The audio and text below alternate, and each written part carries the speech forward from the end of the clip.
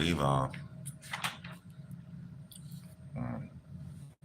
Anyway, I'm gonna apologize in advance for the audio. I'm gonna work on the audio, y'all. I swear to Bob. Hold on, let me get my coffee.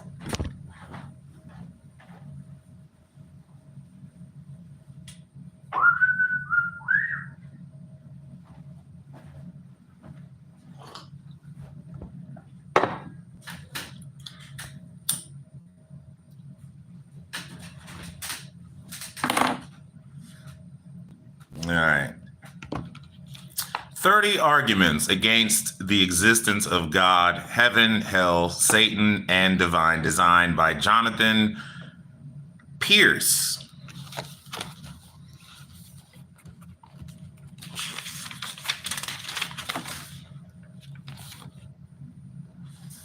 All right. Why would God create it all? This is one of those arguments that I have often used in one form or another in my previous work. It's important, though, because it cuts right to the heart of everything or anything in existence. The question we perhaps need to ask of God is, why did it create anything at all? I mean, really, why? What is the point? What is the point of us, of the universe, including black holes and tsunamis, malaria, and debilitating mental health? Humans are left, at least those still clinging on to belief in a supposedly supreme being, trying to desperately work out what the answers to these questions might be, without even the slightest peep out of the Creator itself. Indeed, God appears to have been on holiday for 2,000 years and has disconnected the phone. Why indeed, we can but guess. The problem, and for this, return to previous ideas of a necessary, immutable, perfect God, is the idea that God is indeed perfect. Okay, that might make no sense, but let's grant the theist at least this much for the sake of the argument. I like the idea that they might be hoist by their own petard, something that is sheer perfection will not be lacking anything. And some entity not lacking anything will not have a need for anything. No lacking, no needs, no desires. If God exists causally prior to creation in some scenario of perfection, then there is no rationale for God deciding to create anything. Simply put, omni-God wouldn't create because creation would invalidate its omni-characteristics and ideas of perfection. This can be put into a syllogism. 1, if the Christian God exists, then God world is the unique best possible world. Premise 2, if God world is the unique best possible world, then the Christian God would maintain God world. Premise 3, God world is false because the universe, or any non-God object, exists. Conclusion, therefore, the Christian God, as so defined, does not exist. Let me explain this a little. An omniscient being would be aware of the fact of itself existing alone for eternity, as God world is the unique best possible world that could ever exist. And because such a God is essentially morally perfect, it would not have a motivating reason to intentionally alter the overall maximal purity and quality of the unique best possible world. Furthermore, any alteration in overall purity by the introduction of a universe or any non-God object would, by necessity, be a degradation of overall purity and therefore overall quality. Thus, God would not logically introduce limited entities, i.e. humans, into God world, each with their own unimpressive set of degraded great-making properties. But this is what the creation myths of Genesis, as particular religious examples, record. Whilst Adam and Eve clearly do have a few great-making properties, such as knowledge and power, they have them to an unimpressive degree. So introducing such beings would result in a degradation of overall ontological purity and overall ontological quality. To suggest God is in the degrading business is to suggest it was not maximally great or perfect in the first place.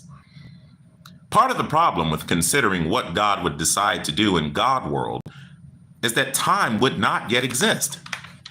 Indeed, you could make an argument that God wouldn't exist, since what is existence absent interaction with any other entity? Without the creation of space-time, since time is a function or characteristic of a physical universe, you would not get time and all the things that depend upon time. I don't see how ideas like deciding and change can happen without time. Anytime a theist is talking about God existing causally prior, because we can't even use the term before, if we are devoid of time and a temporal framework, to the universe and deciding to do something, one presumes that God deliberated over the decision and variables, calculated the outcomes, and then reasoned on the back of them and created God world.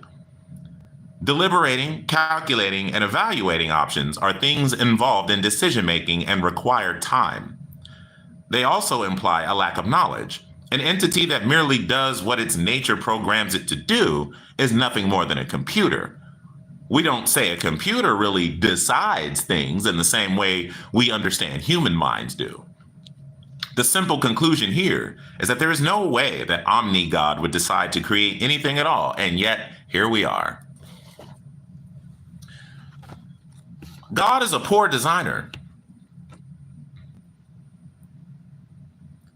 Let me start with some general philosophy before moving on to talk about particular instances of biological quote-unquote design.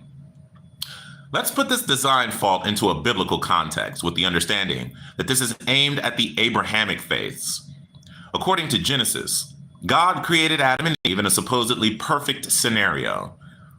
They have been chosen to represent humanity in a big test, at least as has been understood and theologically developed over time, not eating a fruit from the tree of knowledge of good and evil.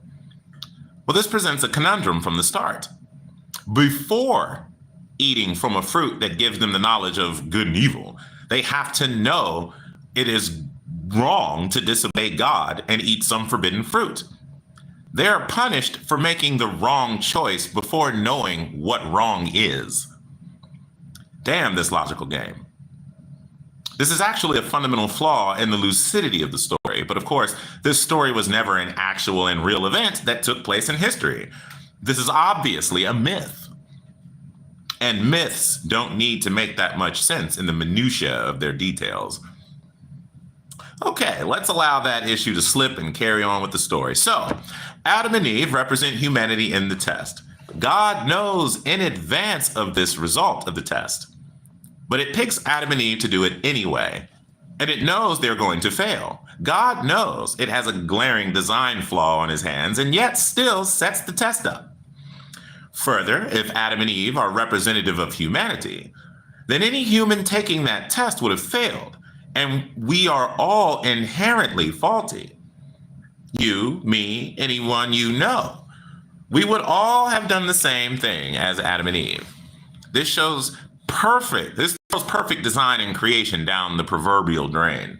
If, however, Adam and Eve are not representative of humanity, then God has chosen non-representative people to take a test and fail. This is to say that had God ordered you, me, or other people that we know not to eat from the tree, then there is every chance in this scenario that we would have followed orders. We would have passed the test. On account of this failure of a non-representative Adam and Eve, all other people, given the fall and original sin as commonly understood, are punished. It's bad enough to know we are being punished for the choice of Adam and Eve because we are all equally as shoddy as they are. But it's possibly worse to think we are being punished for the wrongdoing of this test when we could have passed the test ourselves. Quite a two-horned dilemma. God is either a poor designer or a moral monster. Perhaps both. The aforementioned Dan Barker also recognizes this issue, as indeed many have. The Christian God cannot be both omniscient and omnibenevolent. If God were omniscient, then he knew when he created Adam that Adam would sin. He knew human beings would suffer. Regardless of whether the existence of evil can be theologically explicated, An all-knowing creator deliberately placed humans in its path. This is at least criminal negligence, if not malice.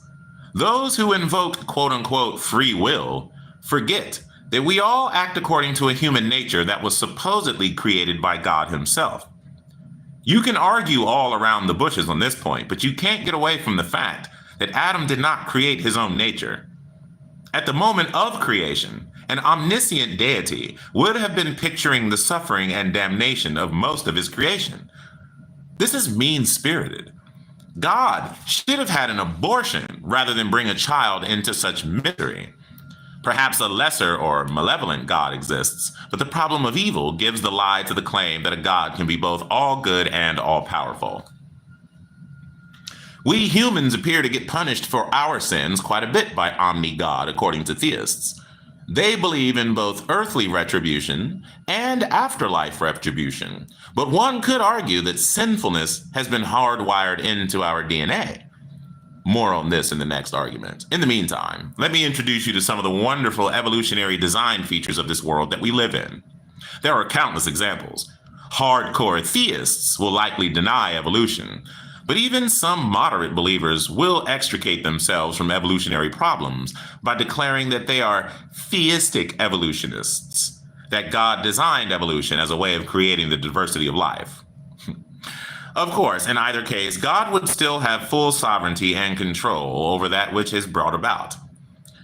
There must be some reason it wanted the acanthamoeba, the parasite that can eat away at the human eye in a condition called acanthamoeba keratitis, or the nematode Onchocerca volvulus, I think that's how you say it, whose dead larval corpses in the human eye can cause blindness, to exist. Let's read a little about the wonderful design of the latter and our own body's design. That work together to cause river blindness. Unfortunately, the same cannot be said for the nematode, which causes an illness known as river blindness, or onchocerciasis. Hold on, let me try this. Onchocerciasis.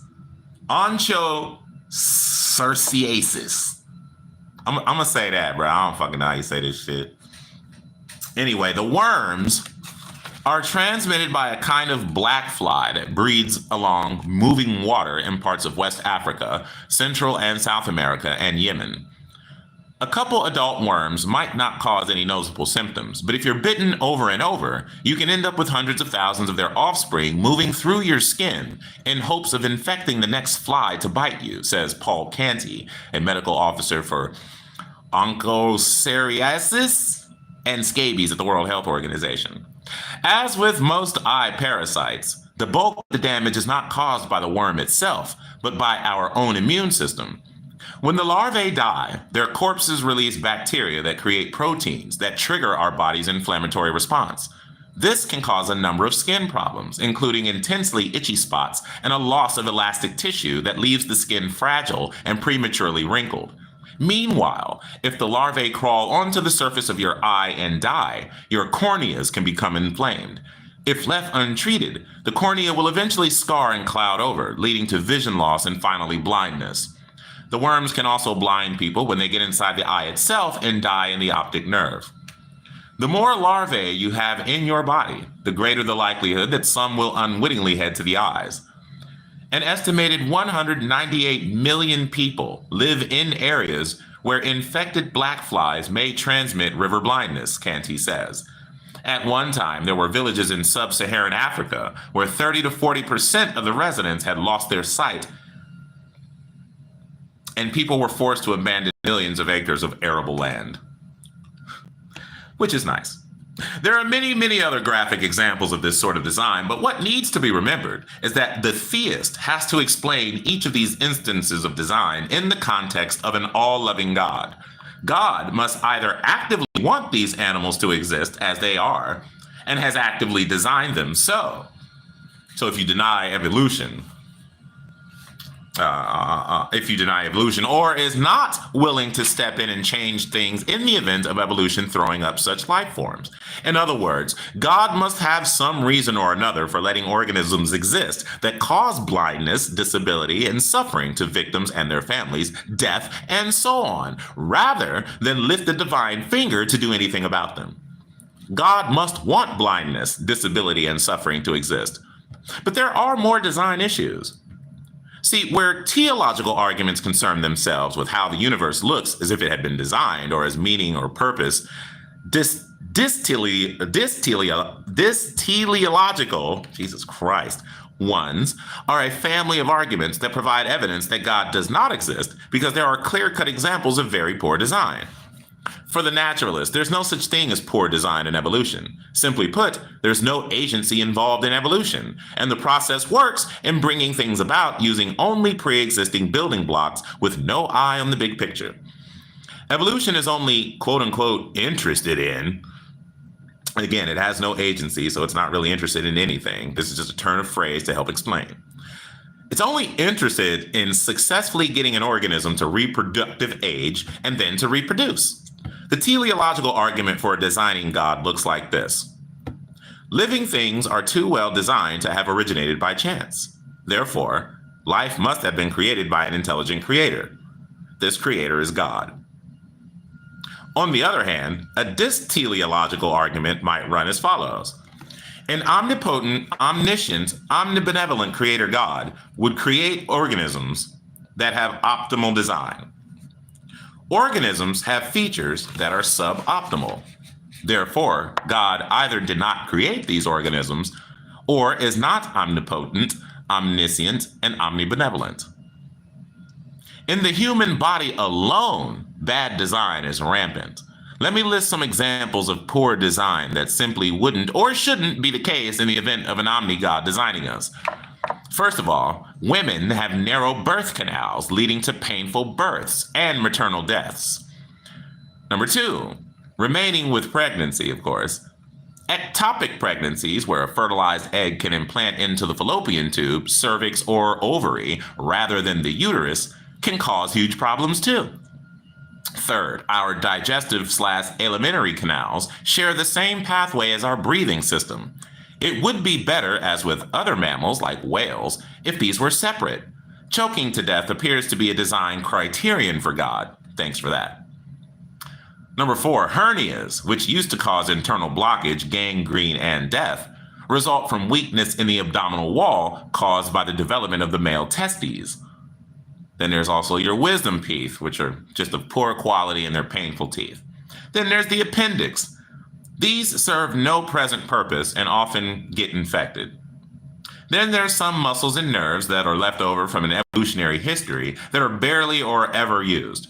Other muscles have no use, such as ear-moving muscles.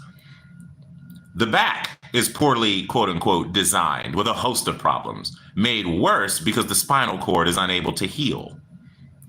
The gene for synthesizing our own vitamin C is defective, as it is with other primates, which can cause scurvy and death. And finally, humans, and many an animal, eyes are poorly designed with an inverted retina that has caused many adaptations resulting in blind spots. You get the picture. And this is equally the case across all life forms. Evolution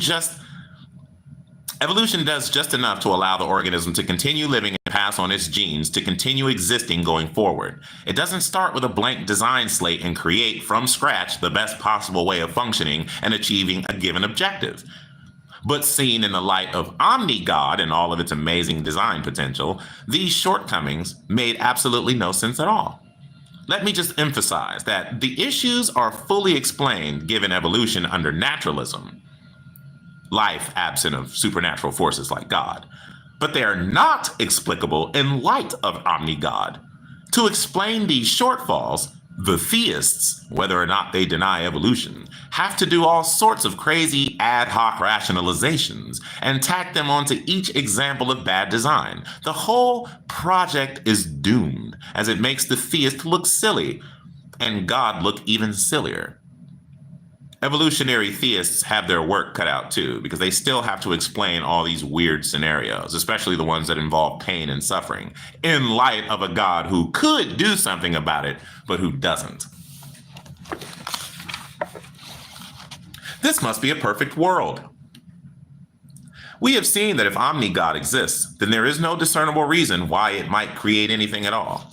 In addition, there is the idea that the creation it has is suboptimal. However, it gets worse for the theist because we can apply this sort of argument to the universe as a whole, a universe that looks better designed for death and suffering than it does for life, what with its black holes and plate tectonics and all. As I stated in my book, Why I Am Atheist and Not a Theist, a perfect creator, as God must be, would surely choose to create perfectly.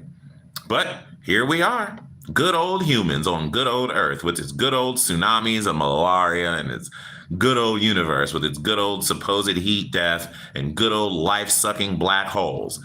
This universe is a perfect creation, somehow and at some point. It has to be. Otherwise, God is a suboptimal creator.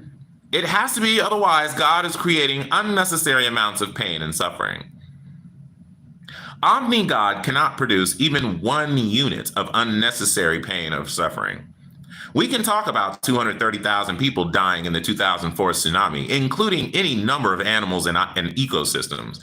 But all that needs to happen to invalidate God's label of Omni-God, particularly omnibenevolence, is one's stubbed toe and the related amount of gratuitous suffering. So, if this world is perfect, it has to have the perfect or optimal amount of suffering in some manner. But is it really?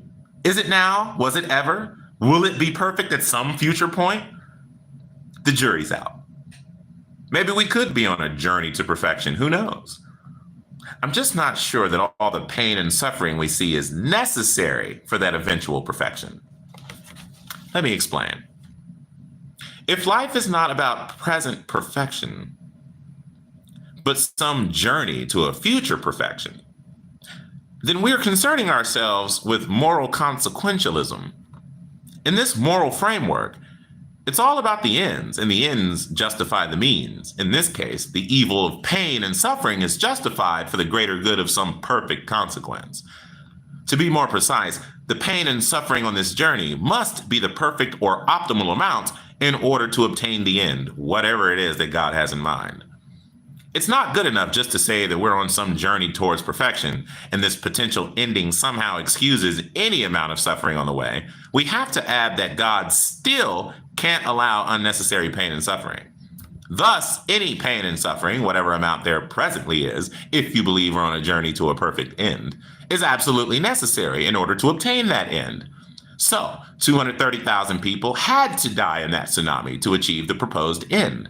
Luckily, it wasn't 230,001, but also one less person couldn't die. So 229,999 dying would somehow not allow the proposed end to come about. One less rat, one less bee, one less animal, or one less plant of any description would have ruined the chance of the perfect outcome coming about. So, if we were theists, we would believe that this world is either perfect now, or we're on the journey to a perfect world. Which is to say that if you stub your toe tomorrow, or if a baby gets cancer, or if another tsunami kills another 230,000 people, those examples of suffering are necessary, and they cannot be one less unit of pain or suffering than there would be or should be. Whatever suffering the theist observes of the world around them, it must be necessarily perfect or optimal. This is what famous philosopher Gottfried Leibniz admitted, who argued for the ontological argument, seeking to show that God was logically necessary. Polish philosopher Leszek Kolakowski summed up this theistic position excellently in the chapter in his book of the same name, Why Is There Something Rather Than Nothing? Of course, there is evil, sin, and suffering in the world. Evil arises from the very imperfection of God's creatures. God could not have created them perfect, for then they would have been his equals, and it is logically impossible for there to be more than one God. God, Leibniz says, in accordance with traditional Christian theology, does not do evil. He merely allows it. But, and this is a crucial point, God allows only the minimum of evil that is possible in the world. God must be infinitely good because he is perfect, and goodness is entailed by perfection, by definition. He is also infinitely wise, and from those two attributes, goodness and wisdom, it follows that he must have created the best of all possible worlds. That is, a world in which the sum of good is as great as it could possibly be, and the sum of evil as small as it could possibly be. God looked over all possible worlds and must have solved an infinitely complex equation, which produced our world as the solution. A world with no evil in it may have been possible, but it would have to have been a world peopled by automata, without free will. God calculated that our world, with all its evil and suffering, still produces infinitely more good than other possible worlds without evil and without freedom. We live, therefore, in the best of all possible worlds, and this conclusion, which so infuriated Voltaire, follows ineluctably from the very concept of God as a perfect being. He is not only the creator of everything, but also the sovereign and loving father of his human subjects. We might wonder whether this argument could convince someone who is dying of hunger or being tortured to death, but the question does nothing to shake Leibniz's faith. He does not deny that evil and suffering exist, only that their existence is a good argument against God's goodness. Theodicy, the theory of divine justice, was for Leibniz a subject of constant reflection. One way or another for the theist, this world is perfect, cancerous warts and all. God loves abortion.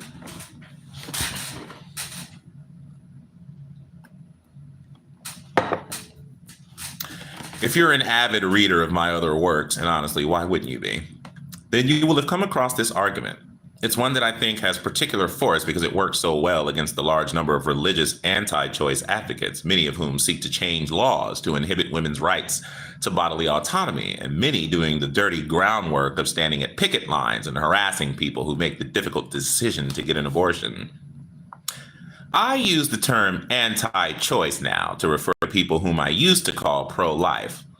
I don't call them that anymore because they are not pro-life, but pro-birth. They don't care about the baby after it's born. They don't care about its life chances as a growing human and working for the success in life of all those babies they demand being born.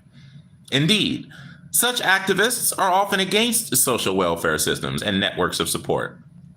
To be pro something sounds very positive, and I don't think these people are particularly positive in anything about their behavior.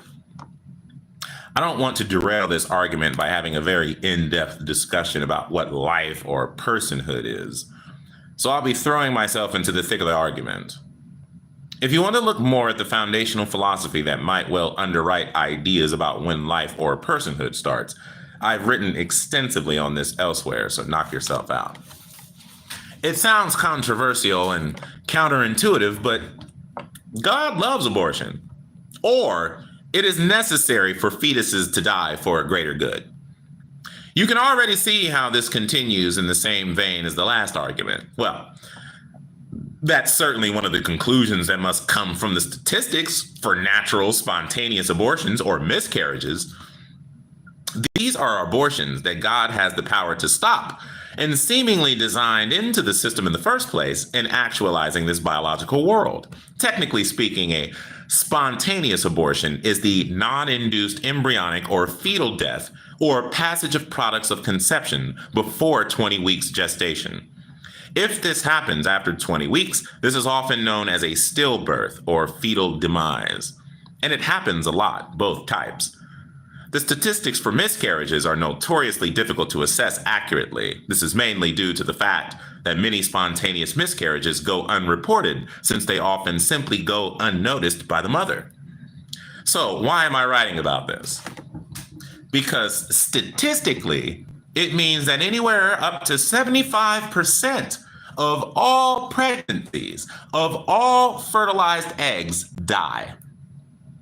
This is a staggering number of pregnancy losses. For example, it is estimated that 3 out of 4 eggs that are fertilized do not fuse their DNA correctly, and therefore either do not attempt to implant or fail at implantation. Of course, being exact on these numbers is rather academic and arguably impossible. Most estimates are almost certainly on the conservative side. Nevertheless, Whether it be 50 million a year in the US or 20 million or even a completely unrealistic 1 million is irrelevant, since all these numbers are ridiculously high when anti-choice advocates argue that each one is a human being. The reason for talking about this is twofold. First, for people who critique abortion on religious grounds, it makes somewhat of a mockery of their arguments. Second, again, from a religious perspective, it does make God look a little callous, nay, brutal and unloving. God is supposedly omnipotent, all-powerful, and omnibenevolent, all-loving. In that context, let's look at the standards that Christians adopt when approaching abortion, and then when they evaluate their perfect God. The religious anti-choicer will take the general approach that abortion is the murder of human beings. Well, if this is the case, then the death at the hands of other humans or any and every embryo from bladdercyst onwards is bad, abhorrent murder, and so on. Given this appraisal of the ethics of abortions, let us then look at the God scenario from whence Christians obtain their morality.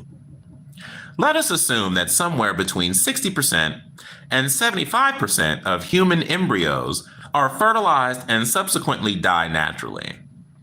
As mentioned, the numbers aren't so relevant, though the sheer volume does make you stop and think a little harder. This raises these points. Number one, Omni-God has the ability to stop this from happening. Number two, by allowing it passively, God is actually implicitly declaring that the deaths serve a greater good. The manner in which these deaths serve a greater good is necessary for this greater good. In other words, there can be no other way with less suffering that this greater good can come about. Otherwise, God, as an all-loving being, would have chosen the alternative option. The vast majority of these deaths go unknown to most everyone in the world. Thus, the deaths can have nothing to do with humanity and our quote-unquote journey, teaching or paying us back for something. This prompts the question as to exactly how they can serve such a greater good purpose. Since these deaths occur on such a scale and no decent reason is forthcoming, then perhaps fetal life isn't as sacrosanct as many like to claim. The standard Christian response to issues such as these, which fall into the category of the problem of evil, is to offer the omniscience escape clause, as minister turned atheist author John Loftus has often talked about. He says, quote, "We've heard this escape clause so many times before. My ways are not your ways," an ancient superstitious canonized biblical text says of God.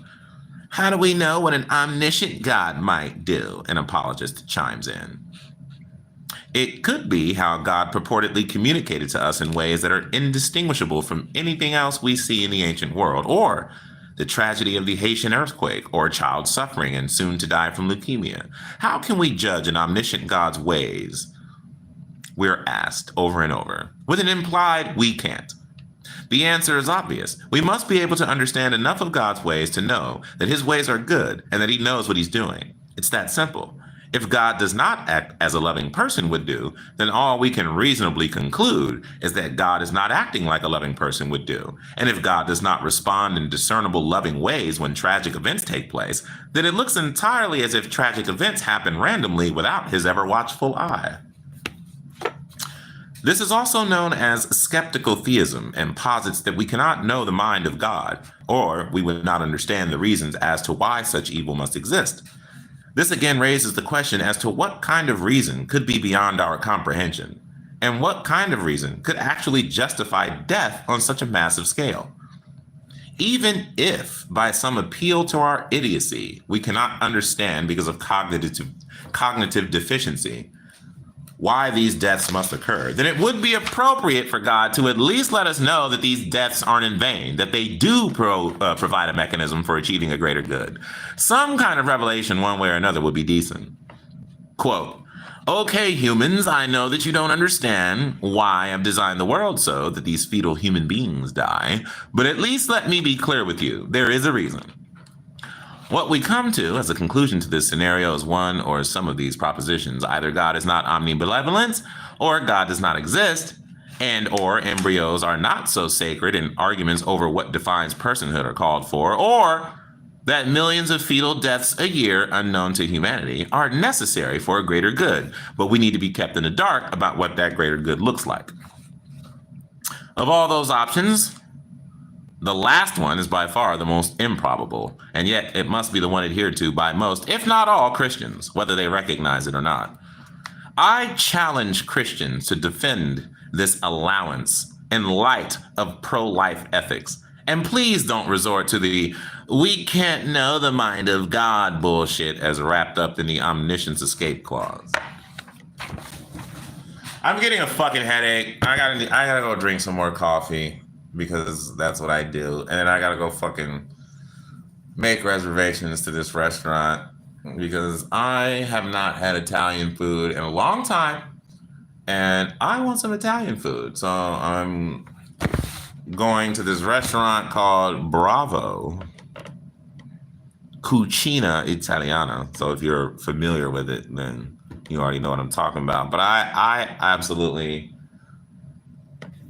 need to have that food in my life. Like, I haven't been there in so long. The only one I know of, though, is like by the Dayton Mall.